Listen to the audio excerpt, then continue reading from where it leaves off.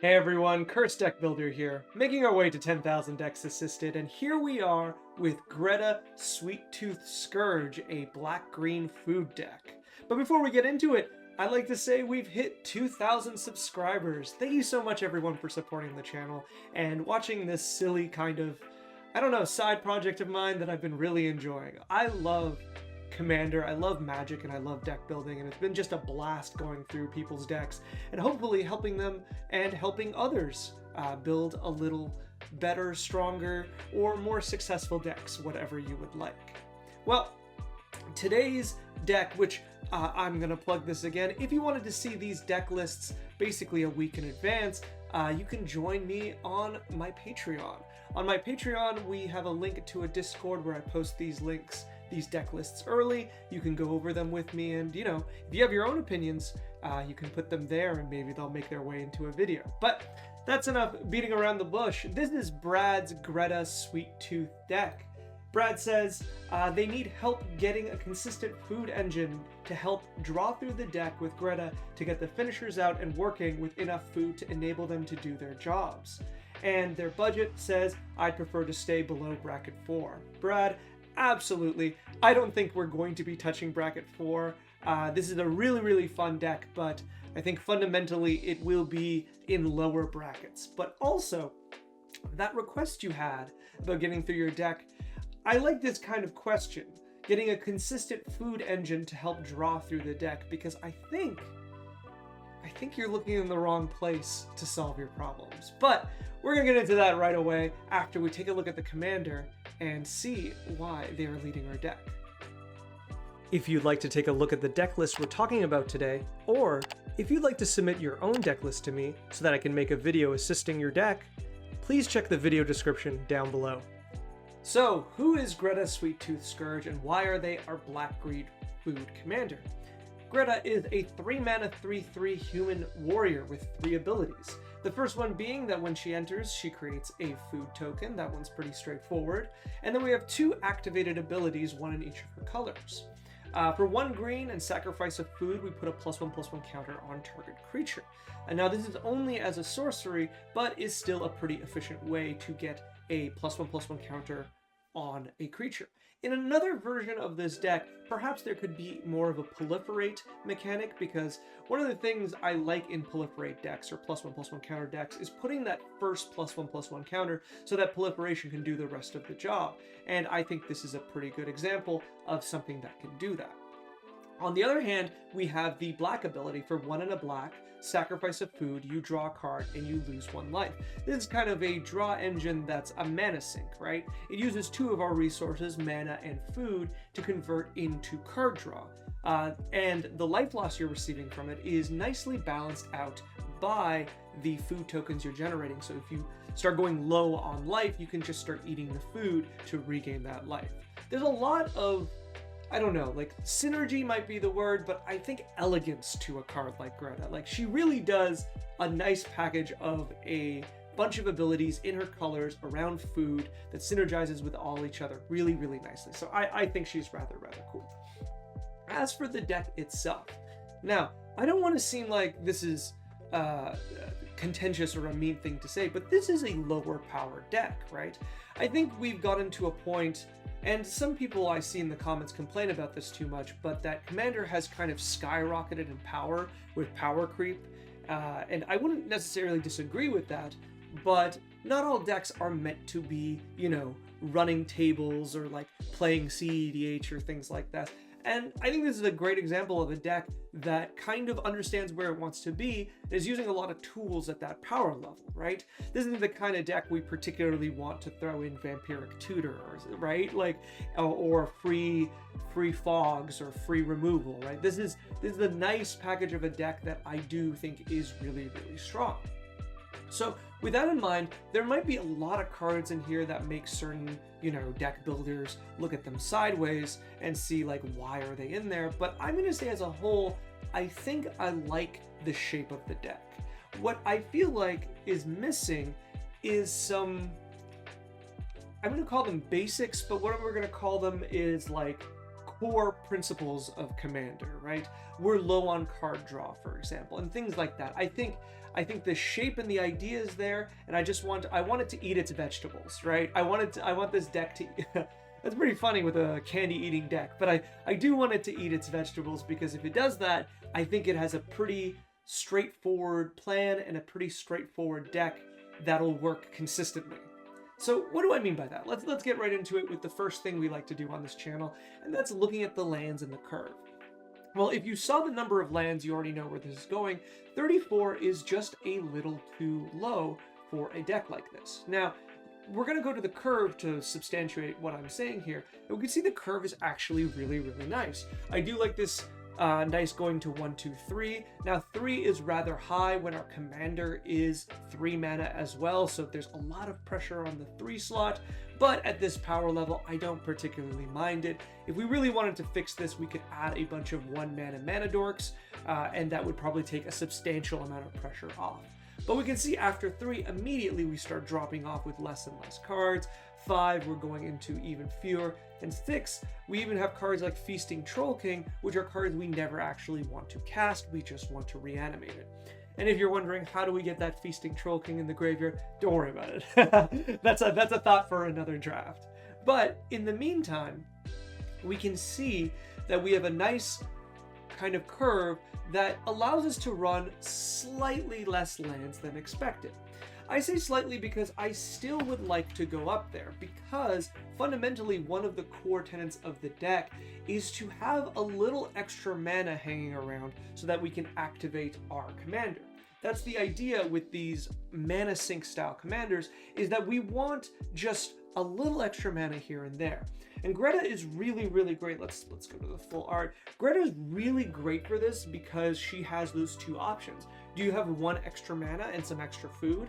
Put a +1/+1 counter on something. Do you have 2 extra mana and extra food? Draw a card. And I really do like that. I think fundamentally it works really well, and because of that, I want to be hitting our land drop every single turn. So I want to go up to at least 37 lands. That's 3 additional lands. Now, I don't want to go too much into the lands, but I will note we're playing 24 basics, which puts us to 10 non-basics, which is few. I think a deck like this would benefit by even just playing a few more of these tap lands. I know they're nothing special, but having just a few more here and there is rather good. I do notice that we're also not playing Command Tower. That's particularly free. But yeah, if we had the... I'm trying to think of, like, for example, the black-green bounce land. That can go in very nicely. There is the Domain from... oh my goodness, which one was this? Dominaria United, I think? I could be wrong, but it is a black-green land that has the swamp and forest types. We have the snow land that does the exact same thing. And just having a few more of these would just put a little less pressure on the amount of basics that we have. I'll also note that, like, despite what I said, playing lands tapped is perfectly fine, namely because that little pressure I was talking about that we can, like the release valve of using the extra 1 or 2 mana with Greta, that works the other way too. If we play a tap land and we, tap out to play a 4-drop, we're not really too far behind by not using Greta's ability, because, you know what, it's just icing. You don't always get to have your icing. I should have written this with a bunch of candy puns, but I now realize I haven't, so I'll try to sneak some in. Looking at the rest of the deck, I think a lot of the time there's a little bit of inconsistency in power, but I don't particularly mind it because this deck does have certain limits of how well it can use a lot of these cards. So with that in mind, I'm going to kind of focus on the higher mana cards. Am I going to do all of them? I'm going to look at 5 and 6, and we're going to quickly look through 3s before we go into additions, because honestly, I think the deck is rather good as it is, and I do want to specify that, like, there's a few here and there that I think are just overcosted for what they do. So, looking at our 6 mana cards, we start by the Fangren Marauder. Now, I like the Fangren Marauder, but I don't really think this is the kind of deck for it. I think Fangren Marauder is often used in more of a combo deck that is looking to sacrifice every single food token all at once.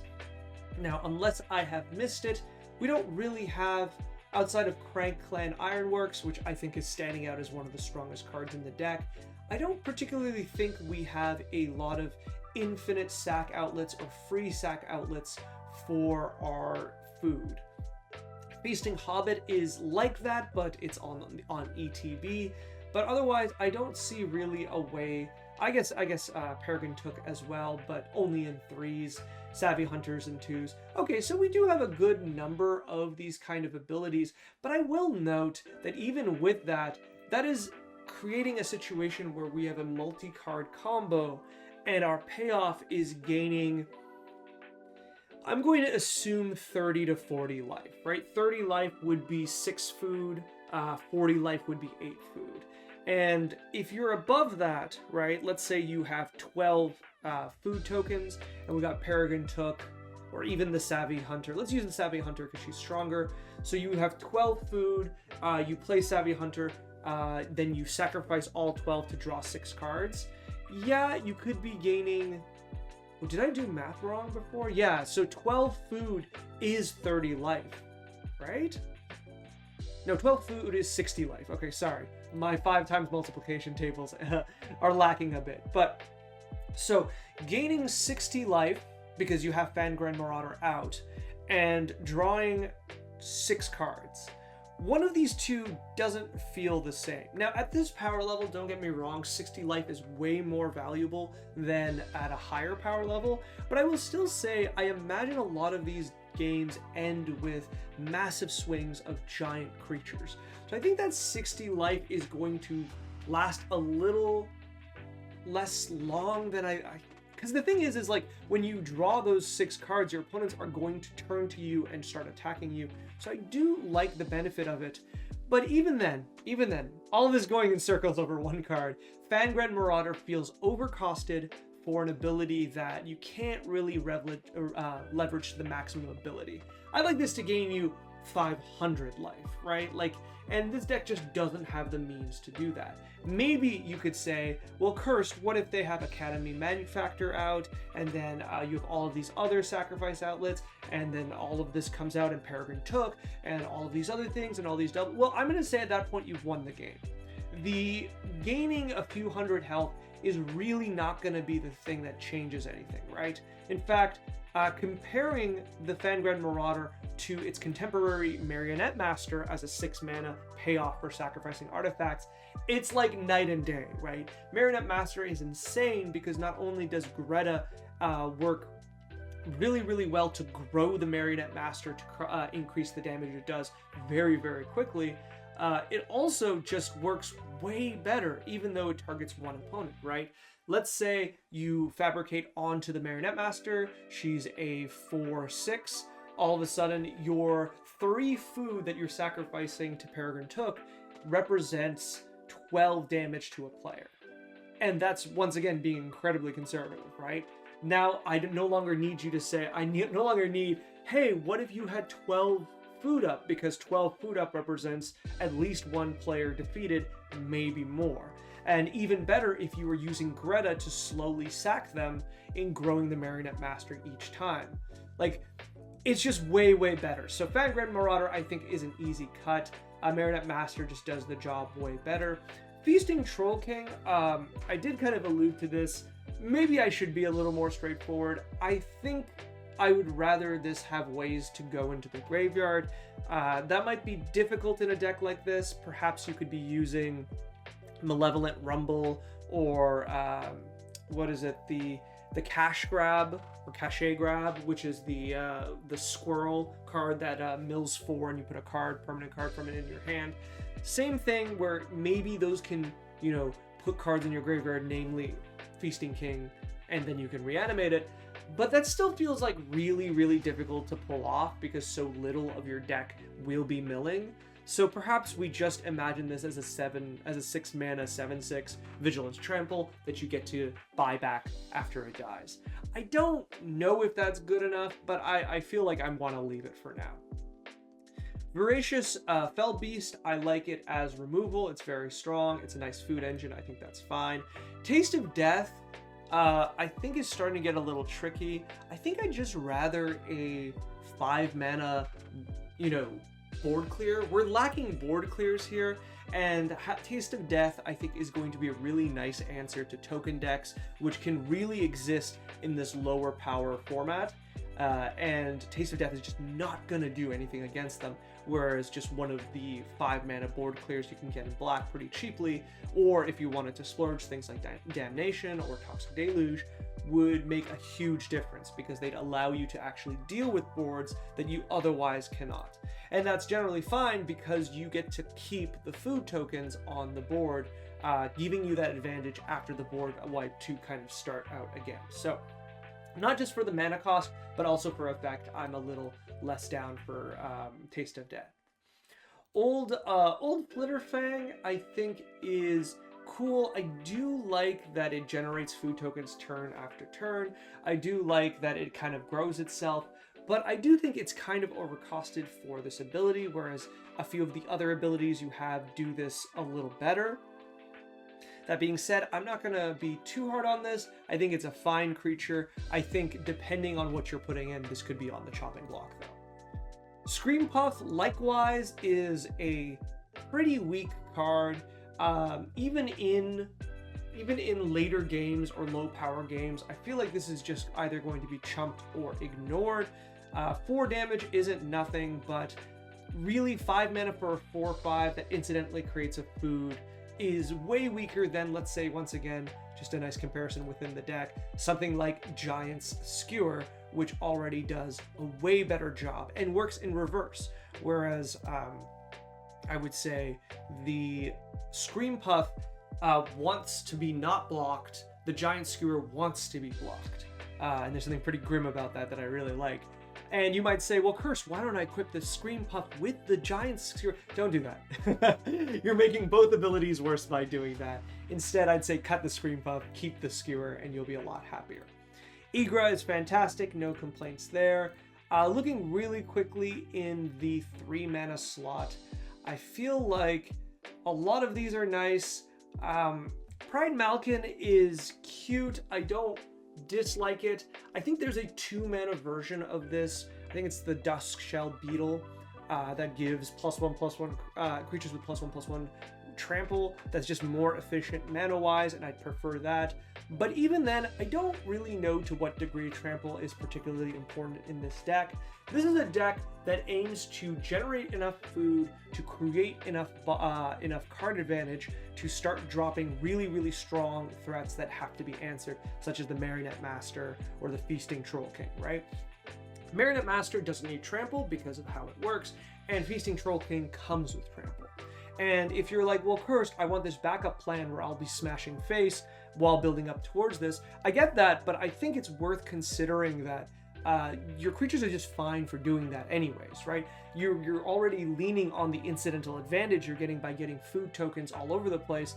You don't need those creatures to have trample. You just need them to be chumped or getting incidental damage. So I feel like Pride Malkin stands out as being one of the weaker ones in a really good selection of 3-drops. Going down to our sorceries, our instants specifically, Dark Banishing feels just too weak in this day and age. I think you could just make this any other black removal spell. Fell feels particularly good here. It could be Dismember, which is great synergy with your life gain and things like that. There's just a lot of options. Dark Banishing is cute, but it only hits non-black creatures.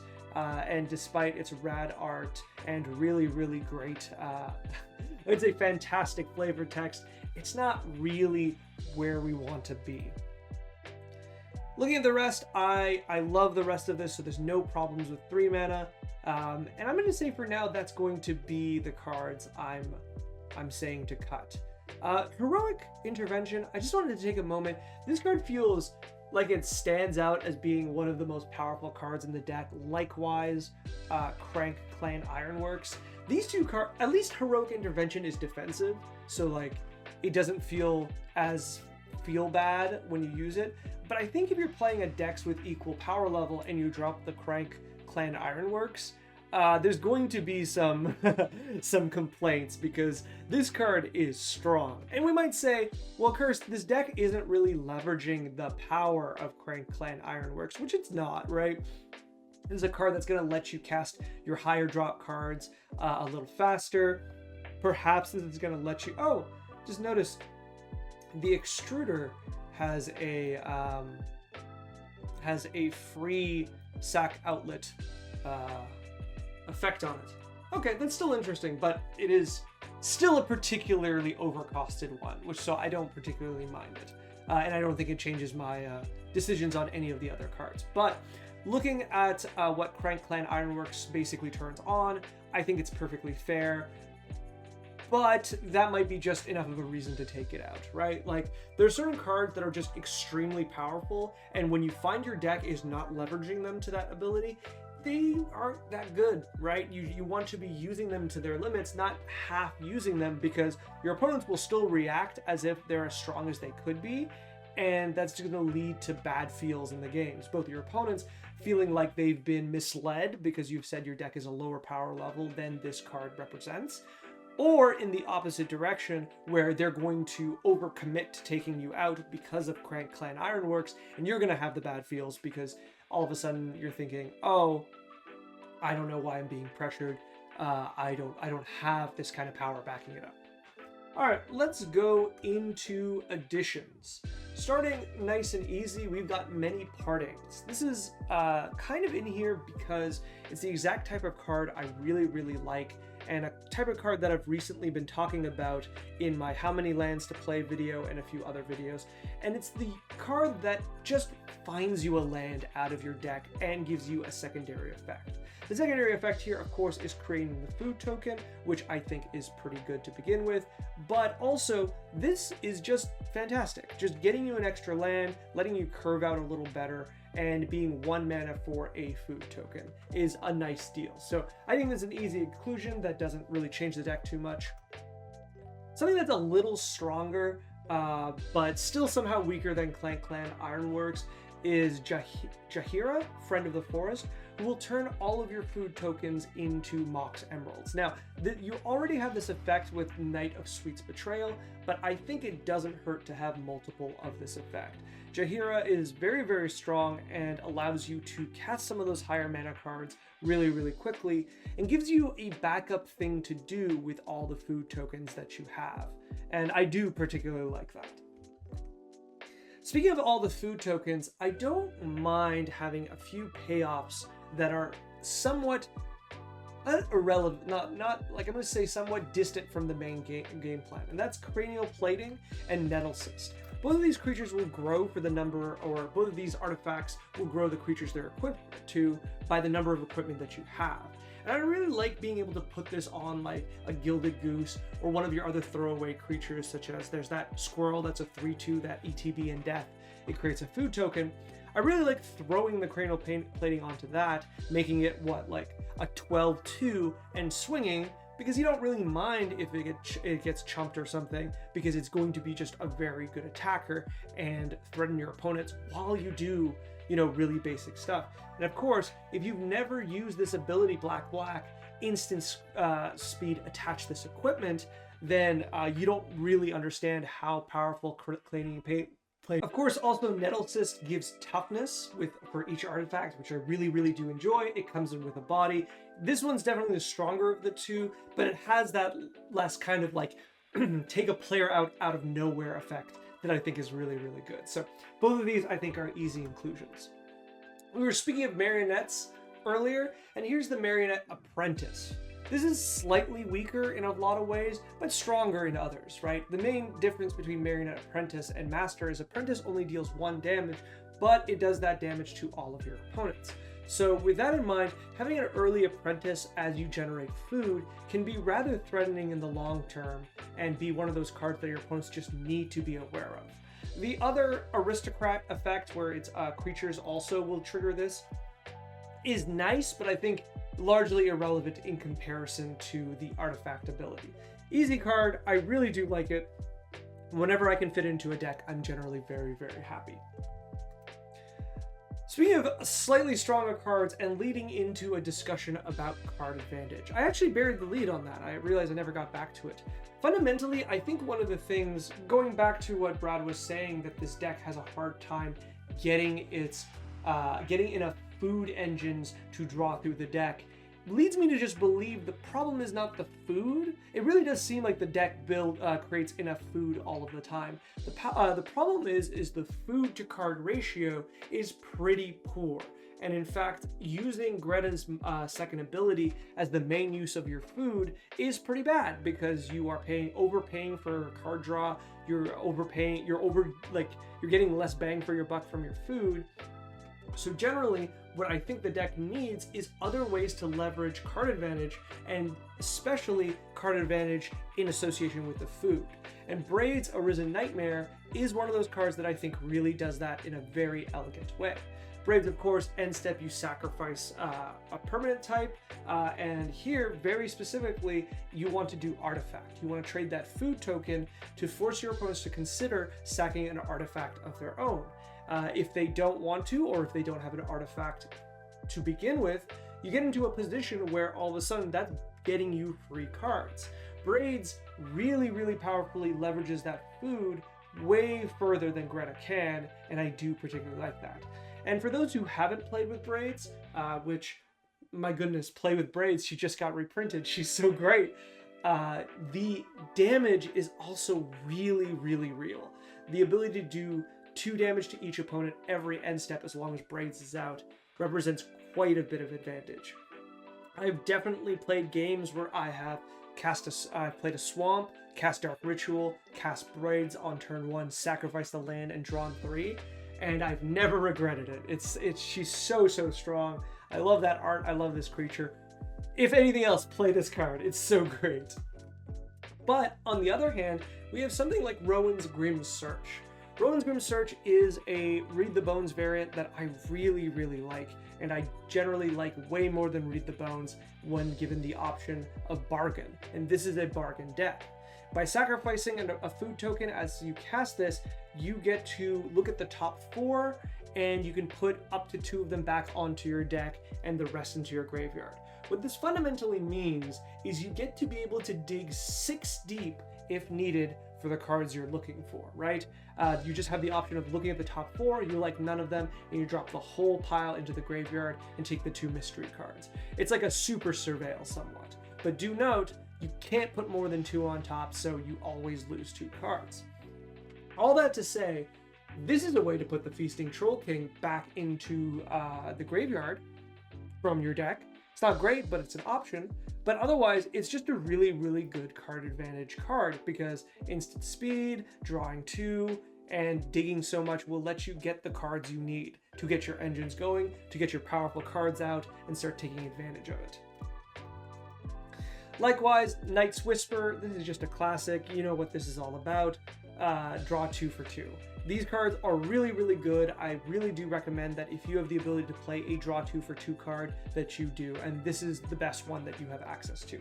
You can also play Sign in Blood, but the mana requirements on that are a little steeper, especially in a deck that runs 14 basic forests. I also wanted to add in Phyrexian Arena. I think this is also kind of free to play. This is representing another kind of slow engine that allows you to draw an extra card each turn, and that can add up throughout the game.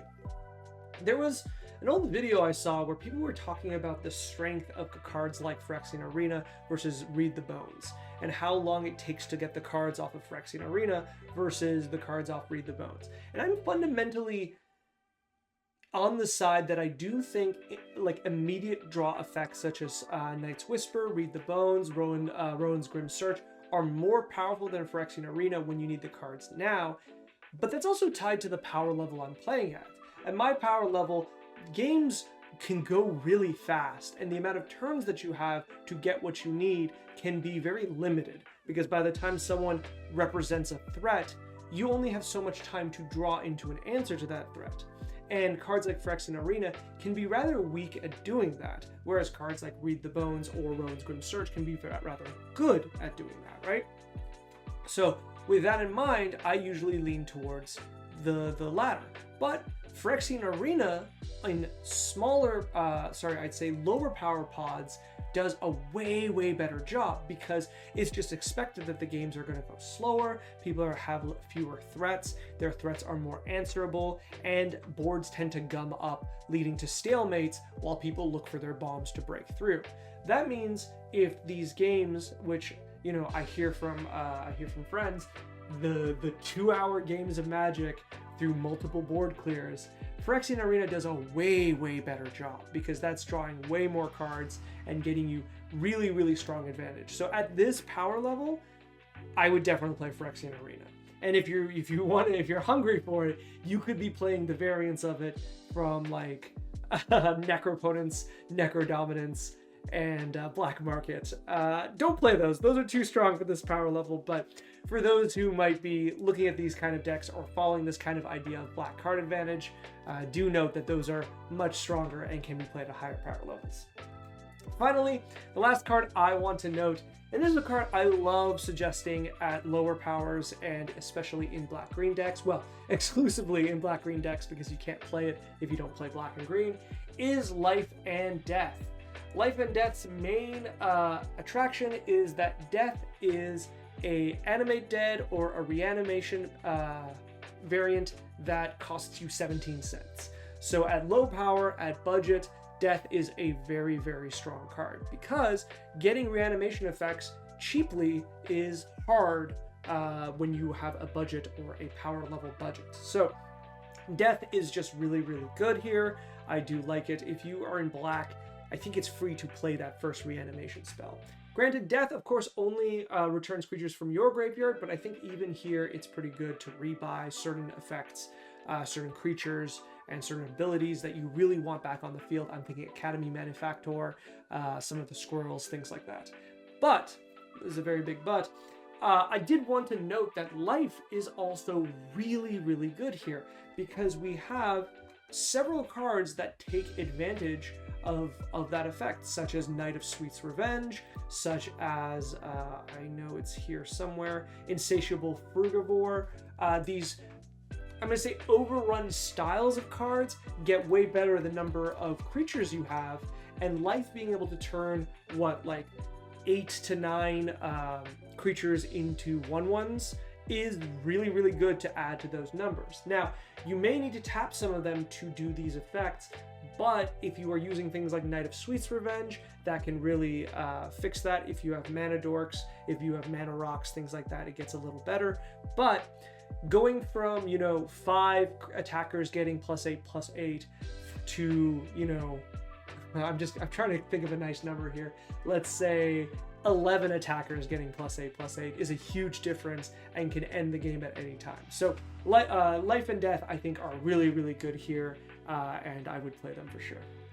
All right, with that in mind, those are my additions. It's really fun seeing a deck that is very thematic and very fun to look at. I absolutely love the number of just like food and candy style cards in here that are just really fun to play with and really fun to see.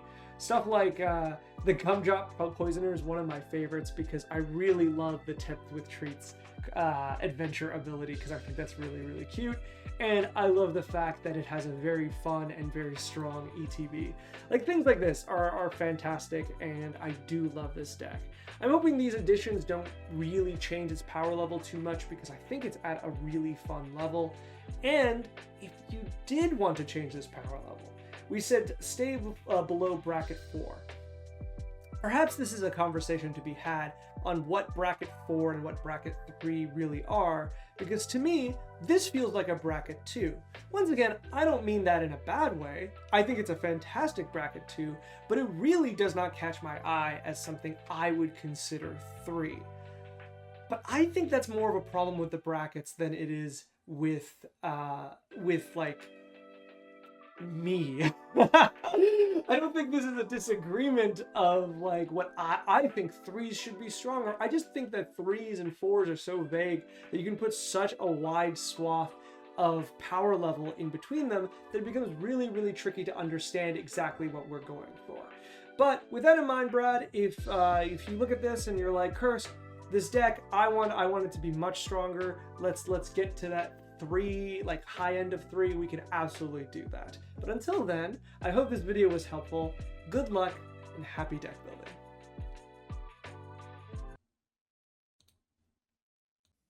Thank you so much for watching. This video is brought to you by viewers like you and people on my Patreon. If you'd like to send me another draft of this deck, or any deck, there is a link in the video description down below.